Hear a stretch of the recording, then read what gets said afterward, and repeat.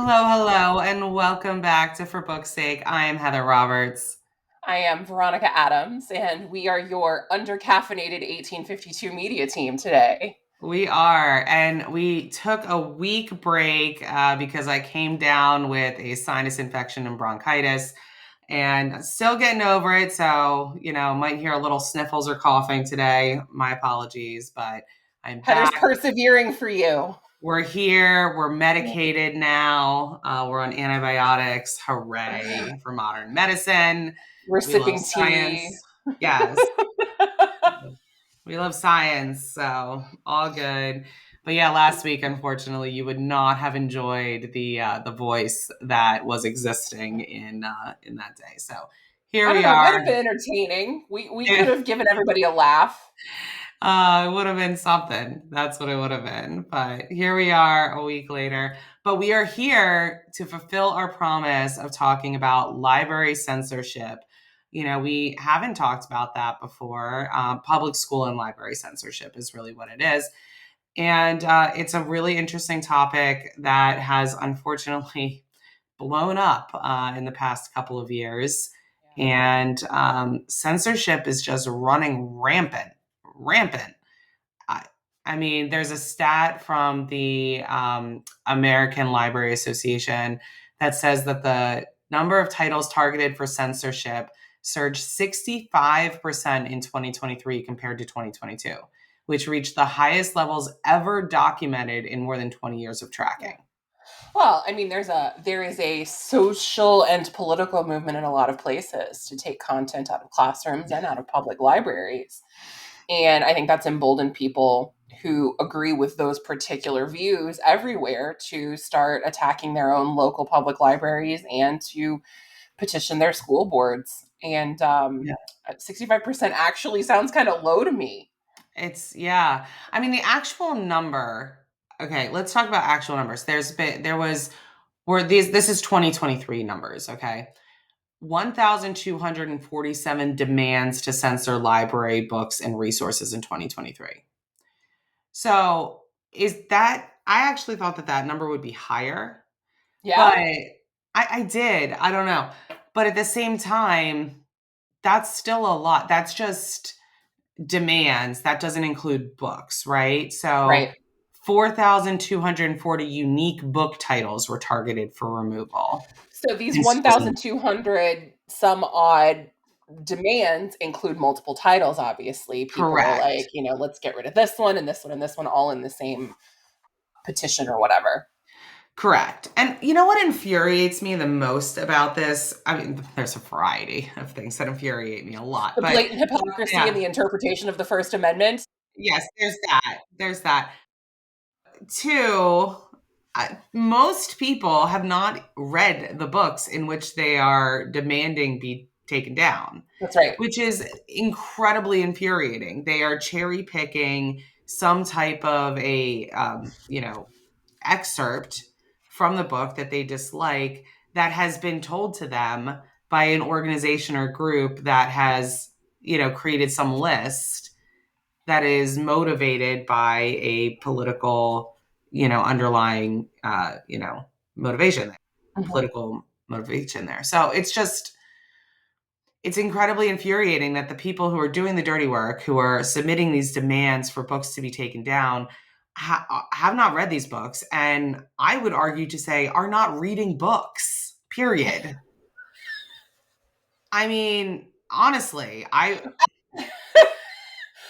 mean, in the absence of any data to support that statement, I still think you're probably right. yeah, I don't think that's a far-fetched statement to make. I have absolutely no data to support it, but I would not be surprised to ask these folks, what's the last book you read? The Bible. Yeah. It's not going to be anything of fiction or of substance in the modern world in which we Right. currently live. Right. Which and why are we trying to censor what is appropriate for other people? Censor your own household, censor your own brain all you want. That's your prerogative. Well, I could turn this into a legal seminar, Oh, honestly. sure. We can talk about this all the Because time. I mean, what this comes down to is the freedom to think independently, Yes. which is under attack by people who want everyone to think the way they think because they find that it's imperative for their religious or political interests. Period. Right. It's you can put it under the umbrella of authoritarianism, Christian nationalism, right-wing extremism, but it all comes down to one fundamental thing. I want to control what you can do and what you can think and what you have access to because my way of viewing things is superior to yours. I mean, the audacity of making that kind of a decision for someone just boggles the mind. You know, Yeah. And I'm trying to find, there's a actual list of, what is the main reasons for, there's like Mhm. the top 3 reasons for why books are challenged. And the number one reason is because it includes some type of sexual Material. material. I'm trying to find the actual thing if I can get to the right page. Well, based on Song of Solomon, perhaps we should put the Bible on that list. Right. I mean, there's so much that that you could extrapolate from there about other books that people don't have a problem with Yeah. uh, being having the same type of content. The other type of content is specifically about gender identity, Oh LGBTQIA. my God. My Yeah, repressed my repressed feelings of attraction for people who are like me yeah. caused me to run to the front of the line to be as bigoted as I possibly can against them and to shun them and to hide them from society. And I can't remember the third one, which is why I'm trying to find the page in which it's on, and I can't. Please I tell can't me it's find it. race based. It is not, from what I recall, race based. I was just on the page, and then I clicked off to find something else, and It's now I like a can't find it trifecta. now. Yeah, but essentially, the reasons are not, in my opinion, valid. I mean, parents should absolutely have the right to govern, like I said, what's in your house, right? Hmm. What are your Absolutely. children reading? You always have the right to do that. But we're talking about public schools and libraries here. And a lot, so there's a situation that's occurring right now in, what is it, Idaho? Yes. And in that situation, the library is now going to have to create a locked section for adult books, a Right. locked and closed off section.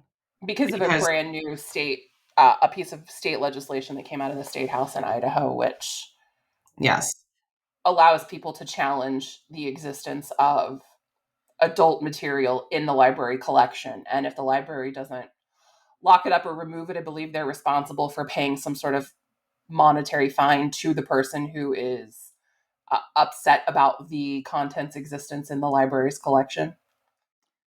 yes.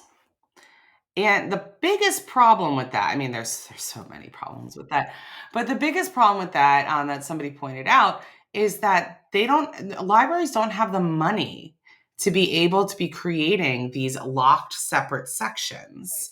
They don't have their budgets are not very high at Right. We're talking all. like the reason you're upset and can take this action against libraries is because they are publicly funded institutions that we as a society have agreed are good for all of us.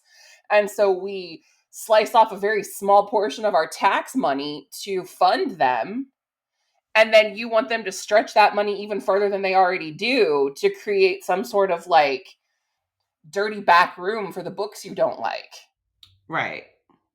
Yeah, it really rings like eh, like putting a cover on, dirty magazines or something like that that's going to be Mhm. sold in 7-Eleven. Like, that's what it feels like you want this, to be done. Right. It's infuriating. So the top 10 most challenged books, according to the American Library Association from 2023. What do you think number one is? I haven't a clue. Harry Just Potter. this is just so that we know what we're talking about here, right? All Like right. these are the Yeah, actual books, right? Genderqueer. Genderqueer. it is This 2023. memoir, yeah, this memoir was challenged for LGBTQIA plus content and for being sexually explicit. Number two, All Boys Aren't Blue. This book was challenged for LGBTQIA content and for being sexually explicit. Number three, This Book is Gay by Juno Dawson. What do we think that one was challenged for? I can't imagine, Heather. Yeah. Number four, The Perks of Being a Wallflower. Oh my God. Number five, Flamer. Okay. This book was challenged for LGBTQIA So the content and being landscape sexually has explicit. changed significantly in the last, what, 5 years? Because I Yeah, feel like it, my understanding of books that were in the target of people who like to file these petitions and request that books be banned or removed from libraries and schools was less about the LGBTQIA community and more about things that were just ostensibly offensive to a certain religious group within our yeah, society. All things satanic and all things magic and sorcery and all things that are sexual or, prurient in nature in any way, shape, or yes, form. But now we have escalated to using book banning to target a specific group. yes, This is hate based content controlling. correct. Absolutely. Oh, the third reason for that books are challenged. Sorry, I found it. So Yeah. one is sexually explicit content, two is offensive language, Mhm. three is the general unsuited to any age group. According to whose standards Right, for age groups? right, right. So now we're Exactly. telling parents what they can and can't expose their children to, the ideas that they can't share with them. What? Yes. And then other reasons are violence or negativity, religious viewpoint, LGBTQIA plus content, racism, use of legal substances, anti-family content. I don't know what the fuck that means. I mean, I could Anti guess. I family Yes. content. Political viewpoint and presence of witchcraft. Okay. See, Sure. this is the kind of stuff that feels more Yeah. traditional to me in the book banning sense. Yes. Yes, that is a more, but those reasons have dropped to the bottom. This is what's surprising. Sexually explicit content is number one. And I'm sorry, teenagers have sex. Teenagers are sexually interested. Yeah. Okay? I have one teenager, I mean. They this is the time you were once one. This is the time in your life where you are getting a bunch of hormones running through your body Yeah. and suddenly you start having sexual interests. Yeah. This is when it All the adult happens. stuff is coming online. There's Yeah. nothing you can do about it. It's a totally natural process. Yeah, there's nothing wrong with it. It's 100% natural. And to essentially cut off any attempt at a young person being able to explore that interest in a safe way through books is wild to me. That's probably the safest way that a teenager could explore a sexual interest is through reading a book, right? There are Yeah. so many other ways that they could explore that newfound interest without the same level of understanding and context surrounding what a book would probably provide. Right. Are all books going to, some are meant to be salacious, right? Some scenes are meant to shock the reader, sure. But there are plenty of books that fall under this category that are actually educational in nature or have context surrounding a sexual scene that provides the reader with an understanding of, oh, maybe this is wrong. Maybe this is Yeah. not the right way to do it. Maybe like there's understanding and context involved. So to cut off that avenue for that age range, in my opinion, is criminal. That's just so wrong. You think that that's just going to stop the thoughts or stop the interest? They No. they they really do though. I They know they really I mean, do. I know they do, but it doesn't. It doesn't. Just telling you, it doesn't. I grew up, so my background, I grew up in a very conservative Christian household, evangelical Christian household. You know, abstinence was the thing. There was nothing but abstinence that was taught in my household. Fear was a main driving point there. And which is always wild to me because the second that you get married, everyone goes from never, ever, ever, ever, ever have sex to when are you going to give me a child or a grandchild, which is, Mhm. obviously involves having sex. So it's just the wildest flip that happens there. I could go off. But this is my religious trauma speaking. But my point is, the children, they're going to find it elsewhere. Not all kids are going to be able to be controlled in that way, Right. right? Or they're going to get older and then go have experiences when they're off on their own that maybe aren't healthy and maybe aren't safe because they don't know what the hell's going on. They Right. don't have any experience or viewpoint to be able to pull from, whether that be real life experience or in a book experience. This is how you learn things. But see, Heather, you're thinking about this completely practically and I logically with the know. understanding that you cannot totally control your children or No, any other human being for that matter. I And yet, personally don't think you should, but yes. the idea here is that exposure to the LGBTQIA community will lead more children to experiment with this distasteful and sinful lifestyle, according to the Right. people challenging these books, right? And exposure to sexual content is going to lead all of them to deflower themselves and sully themselves and to have relationships outside of the covenant of marriage and to violate the Yeah, laws and rules of the religion that these people follow, right? And so they don't care about logic and reason. All they care I about know. is what they believe and how they feel. And I think we as a society really need to, we're talking about this because we need to raise awareness about this because we as a society need to push back on these laws that are popping up. These are important laws, these govern us as an entire society. Yes, And do we want one, I believe, minority viewpoint to be creating the rules for everyone else? And the answer should be no. Believe what you want to believe.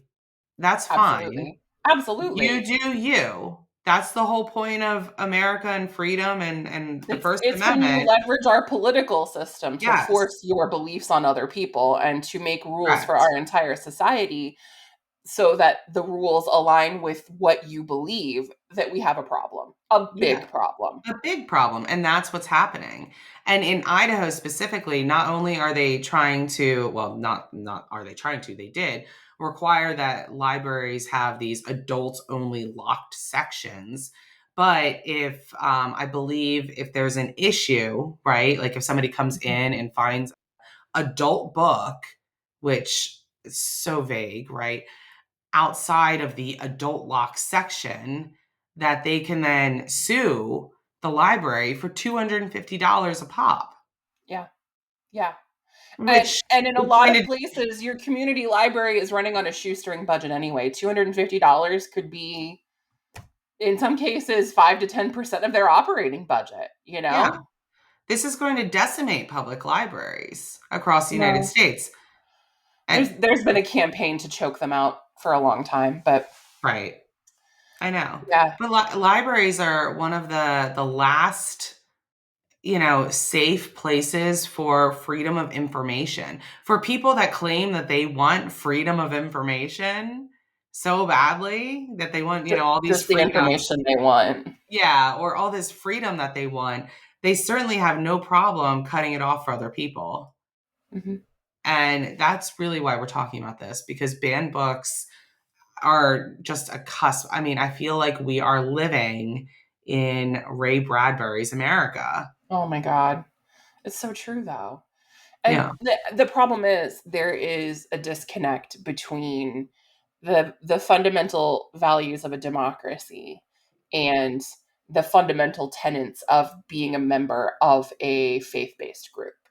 And those two things are often very incompatible. And here in our country, they are becoming the incompatibility is escalating very quickly.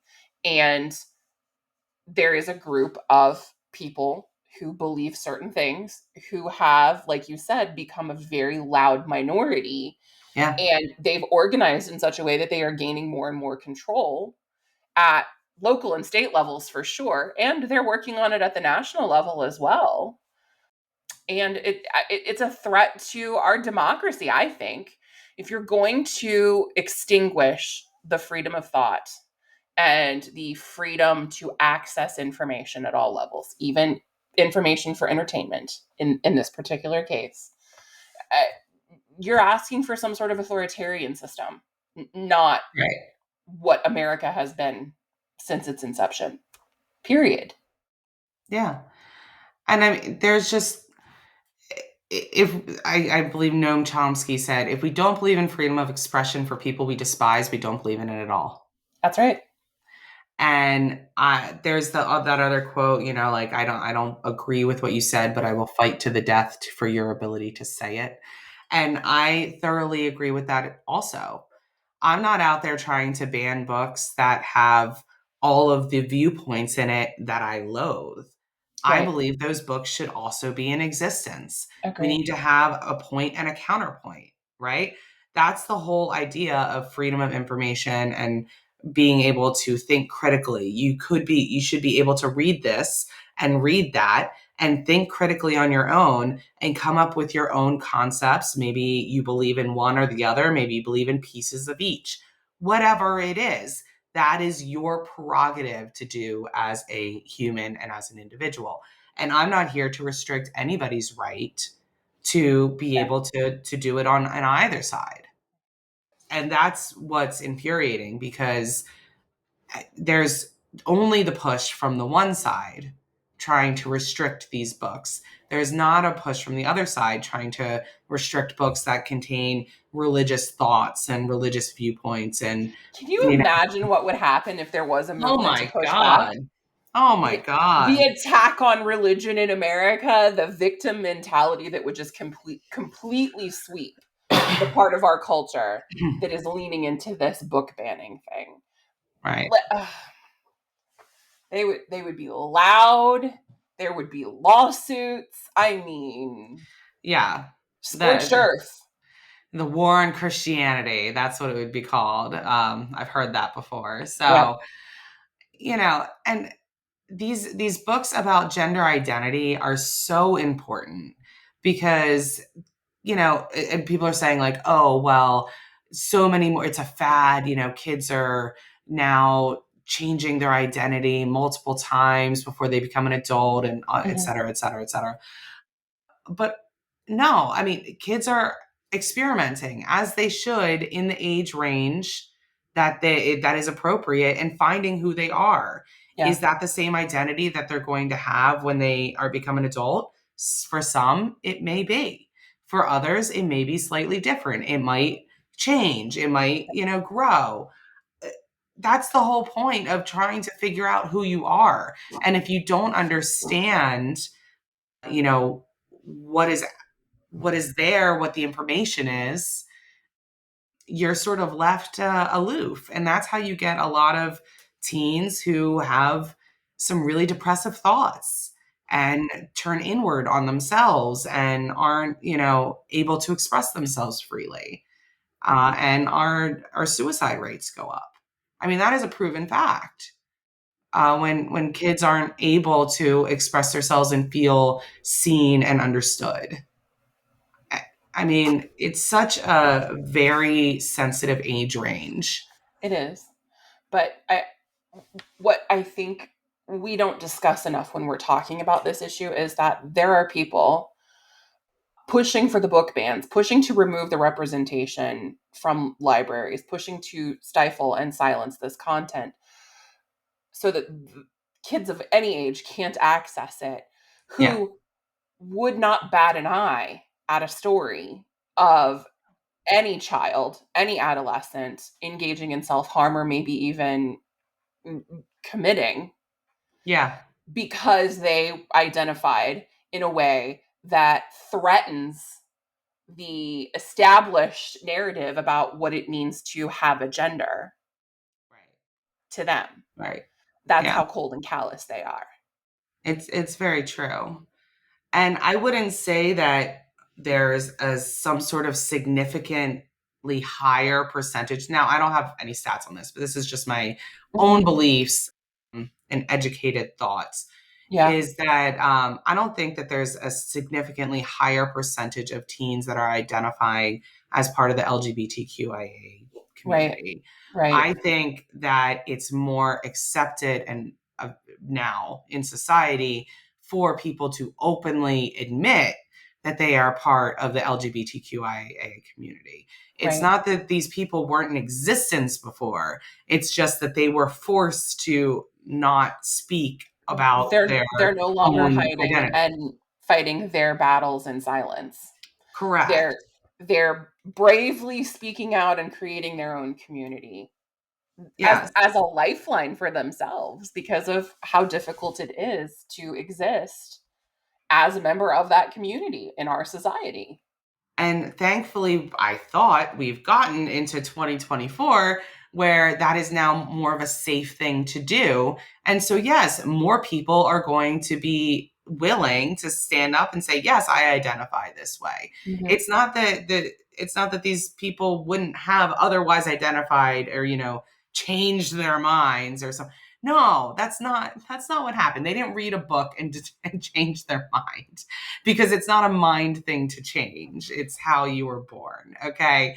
This is not a choice that we're talking about. And Well, that's but what we get. That's where we get back into the problem because that side of things yeah. believes it is a choice. That Well, somehow, right, but yeah, that's because I think, and let me say this as gently and kindly as I can, as someone who, like you, grew up in a conservative evangelical Christian village yes, and who was exposed to a lot of the same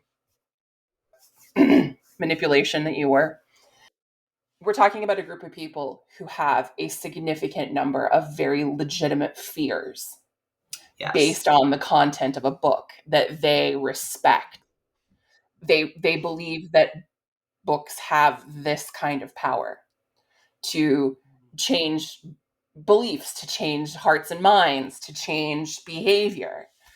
And books that oppose what their book says should be the truth or the law are an even bigger threat to them right, because of how they have come to see the world via their book, if you will. yeah. And don't get me wrong, books have power. I Well, agree. And sure. books do have power, but books have power to sort of, strap on your arsenal of information and Hmm. strap on an arsenal of knowledge. Hmm. I don't think a book has a power to turn you gay, as they would say, right? Like a book is not making you become gay. Right. Sorry, it's just not. It might make you feel more accepted within your peer group. It might make you feel heard and seen. It might make you suddenly realize you're not alone in this world. It might also help you come to the conclusion that everything you've been feeling is, in fact, this specific identity. Right.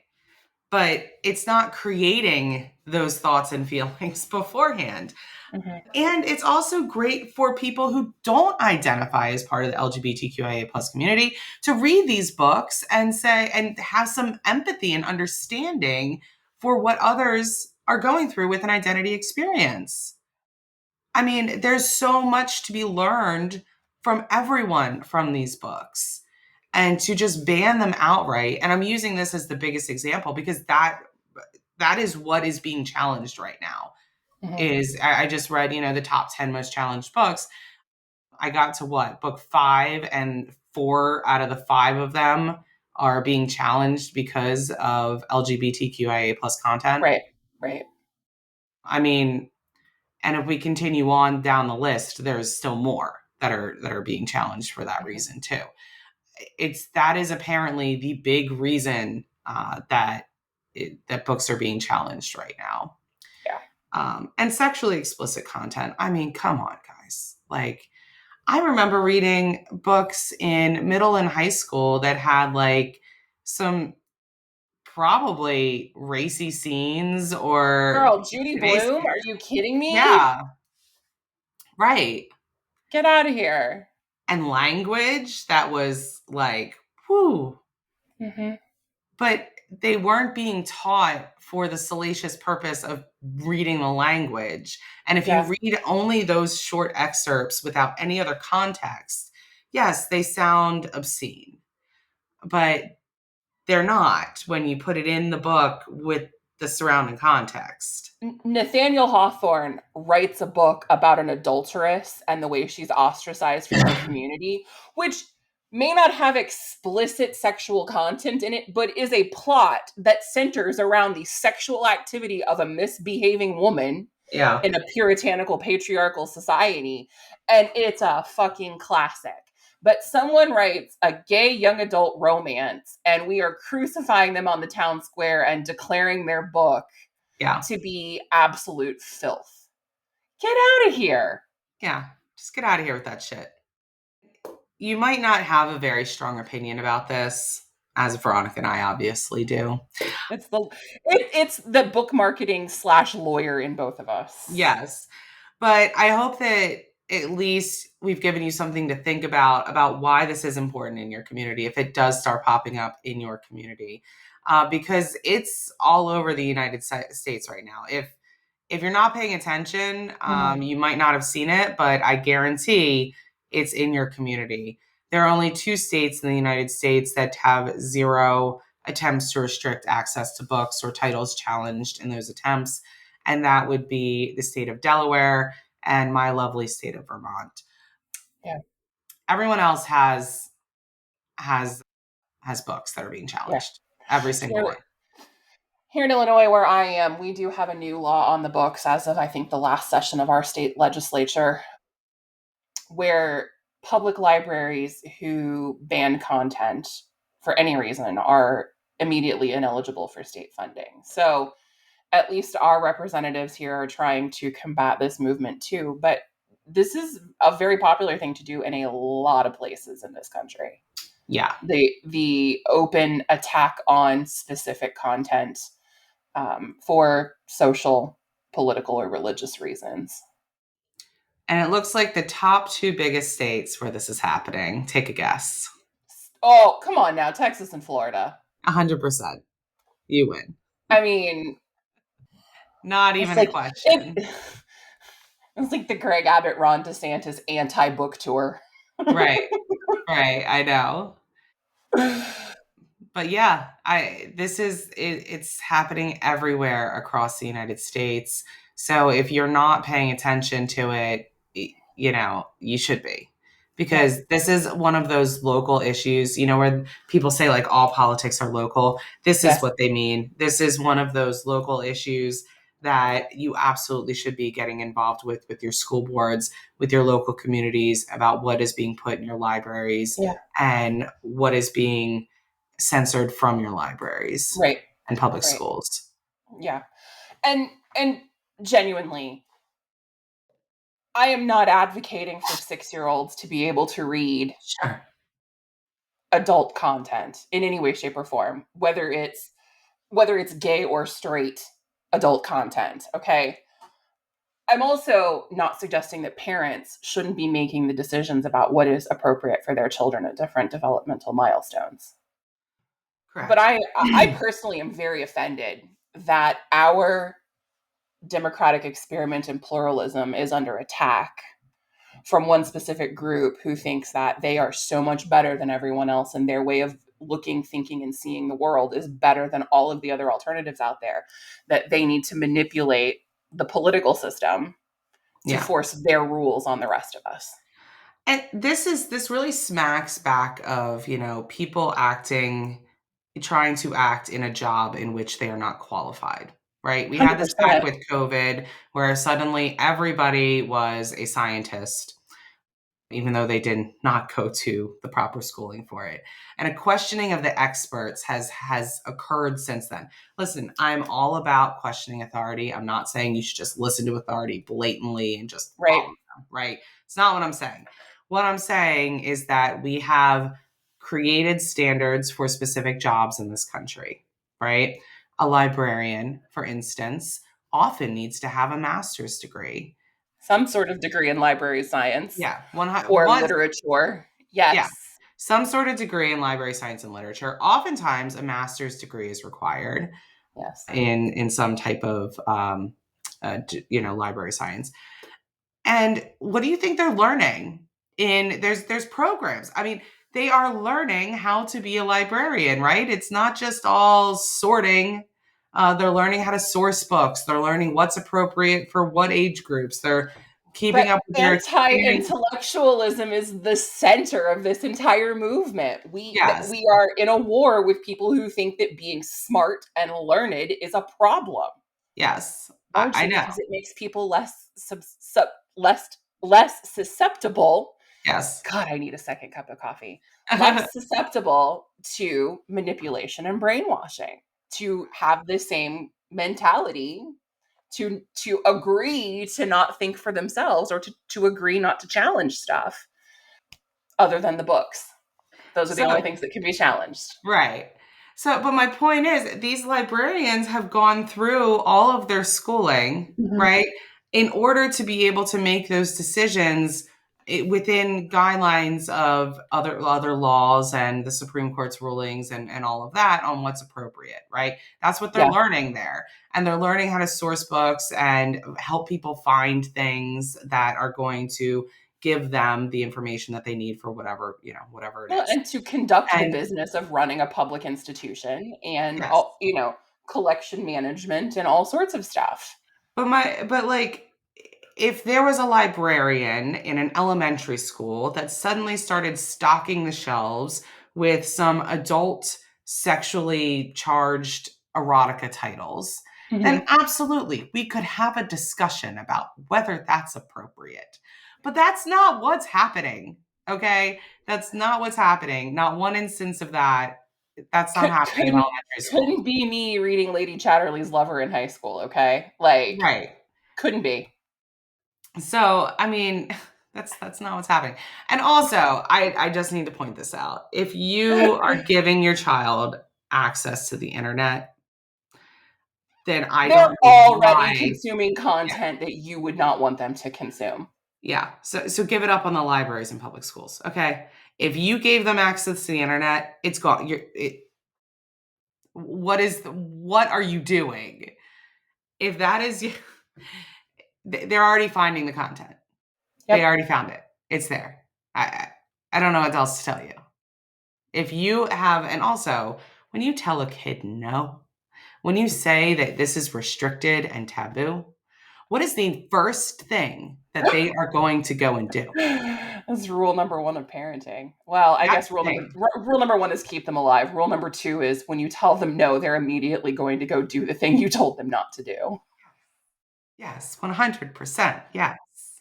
So if you can't if you can't cultivate that in some way, I mean, you talk to people who had very strict parents, growing up. And the second that they get out on their own and they have a little bit of freedom, they oftentimes go a little overboard and sometimes make really bad mistakes with their lives because they don't have any framework of how to handle that type of freedom, right? Right. And they've been bottling up for years and years and years all these things that they've like hoped to want to experience or do, and etc. Let them experience it in a safe book, okay? Just let them experience it in a book. And this is how we grow as this is how we grow as humans. I don't know how else to explain to people. It's just a terrible idea to limit information. It's infuriating.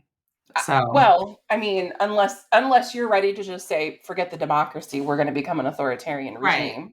right. I mean, like if that's where you're at, fine. This entire episode was not for you. I guess. Well, then at least admit that, okay? And don't pretend that you want to be in a democracy. Don't pretend that you want to live in a society where all rights and all thoughts and ways of thinking Yeah. are acceptable. Part of American exceptionalism, whatever it's worth today, Yeah. whatever it ever meant before, is the the idea that we are free, not just physically, but intellectually, Hmm. spiritually, in all ways that we understand our being. There is freedom. Right. Stop shitting And on it. stop shitting on it and stop. I think the intellectualism thing is really true. We need to stop shitting on experts in this country. We need to stop allowing the type of harassment on somebody being educated. It's not a bad thing to be educated. It's a great thing to be educated. Yes, you want to have life experience as well. Being well-rounded is even Mhm. better, right? Than just being academically book smart. But there's no such thing as being too educated. I was once told as an insult that I'm too educated, and I just Well, had yeah, to you're laugh. you're a woman with a professional degree. Of I course, you're know. too educated. I'm too educated. And I literally had to laugh, but it sticks with you when somebody says that to you. And you're like, what does that even mean? You don't like what I'm saying, and so And therefore now I'm too educated. and Like, it's a bad the thing. exact same people will come to you for help when they need it because 100%. you are more learned and worldly than they are. Yes, and that happened many, many times from the Yeah. person who said that to me. So, we need to stop with the anti-intellectualism in this country and push back. There's nothing wrong with being educated. It's frankly what every parent has wanted for their children, to go to Mhm. college, to get education. Even if you're not going to college, go to a trade school, get some type of knowledge base to be able to be successful in life, Yeah. right? Absolutely. And knowing how to Absolutely. do stuff is really important to that. Well, And yeah, of course it is, but also the more you learn, the more likely you are to question, challenge, or even walk away from yeah, faith, religious based groups, any sort of controlling social organization. It yeah, doesn't have to be religion. I harp on religion because I was hurt by religion and I have some chips on my shoulder about religion, but I'm sure, not anti-religion and I still have beliefs, but I do not do not practice them in any sort of community type setting. sure. I And I'm respect not others. I'm not anti other people's beliefs. I want to think that I can respect other people's beliefs. I try. Yeah, But yeah, in this particular context, it's really hard to open your arms to people who want to control you, to it is. control your children, to control the other members of your community. And that's where a lot of the people are, oh, well, you don't respect their beliefs because of, you're You don't saying all these respect terrible things. mine. Yeah, you don't respect my beliefs. This is not about, I will say it again. I know we've said it multiple times throughout this episode, but we just want to be very clear that what you believe in the privacy of your own home, in your own household, in your In own your own brain, house of worship, whatever. yes, that is your beliefs. I 1000% respect your right to do that. If you want to write a book about it, I 1000% respect your ability to write that book and publish it and put it out there, Yeah. whatever that belief system is. What I have a problem with is you then coming into the public sphere and telling everybody what they have to believe Right. based upon your belief system. Right. And that's not okay. It's not. And yeah, I mean, obviously, I'm not a big religious fan either. Not a big fan of religion.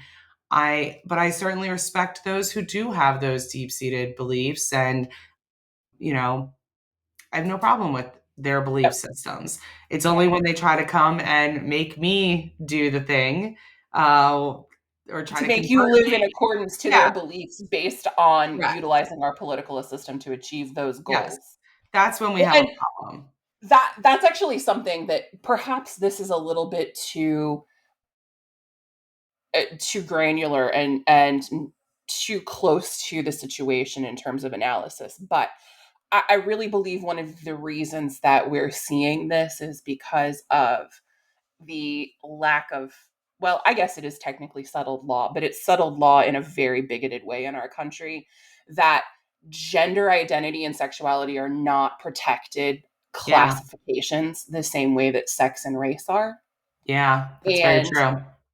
one of the reasons a lot of these challenges are happening and succeeding is because the Supreme Court has openly said your gender identity is not as critical to your individuality and freedom as a human as your sex, Yeah, physical genitalia, and whatever that means about you biologically, and your race, the color of your skin, right. right? So Doesn't receive the same strict scrutiny when we're talking about these exactly, laws that are trying to be passed. exactly. Yeah, So it does not rise to the level of being illegal to yeah, attack gender identity and sexuality, yeah. and unless people get involved locally and at the state Right. level and also at the federal level, it's always going to be that way. And Yeah. it could ultimately get worse. I mean, That's the fear. That's why we're talking about this. And that's I got some pushback from the last episode where people were a little upset about my talking about smut and how I don't love the term. I listen, I've used the word smut. I have swag that says smut on it. I don't hate the term smut. That's not what this is about. My concern is in the of where I'm seeing society going is that if we start labeling things as smut that aren't actually smut, right? That are just, we're using it as a fun mhm, term now because we're trying to, we're reclaiming it. If we start labeling things that way, what does that potentially mean for censorship issues if things were to get worse? right. That's Well, my and concern.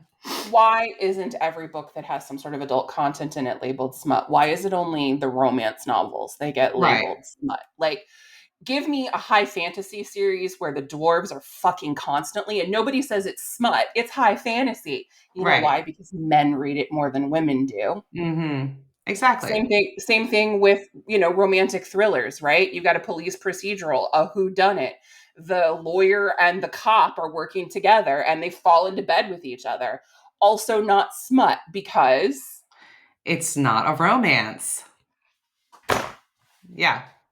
it, it's And it's just about penalizing women and punishing us for the things we like because society cannot stand the idea of us being relevant and fully autonomous human beings. right.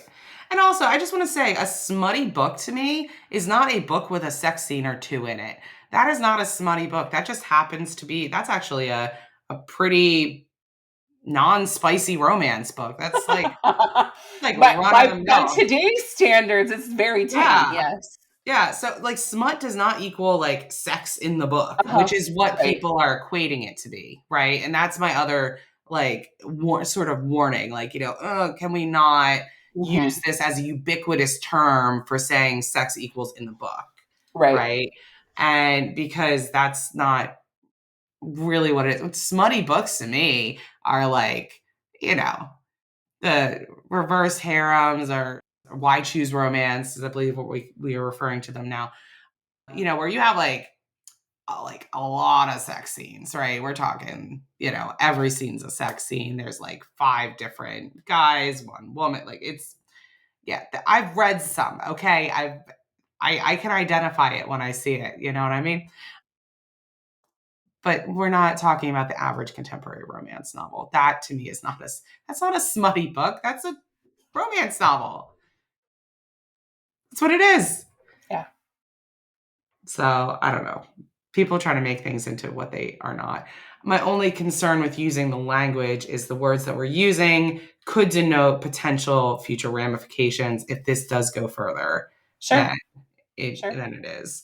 Well, And you're othering an entire class of content here yes, and degrading it based on your opinion about the content and its value. yes. And what is fun today may not be fun for us tomorrow. It's my Debbie Downer look on the world. My apologies. My apologies. But you know, it's it's not looking great, okay? Things are not looking great for with the way that the Supreme Court is, with these laws that keep getting Yeah. passed, Yeah. controlling books and what we're trying to read and more. So it's very concerning, and I just want people to be cognizant of what they're doing before it gets, to a place where we can't turn back. Yeah. Yeah. Absolutely. Get out there and fight for your local libraries and the Yes, rights of your librarians to exercise their professional, informed, skillful opinions in curating a collection for your community. absolutely. Stay informed Go and to stay school board educated. meetings. Keep Yes, your elected school board members accountable for protecting everyone's freedom and everyone's not just the religious freedom of certain members of your community. 100%. And until next time, this has been For Book's Sake.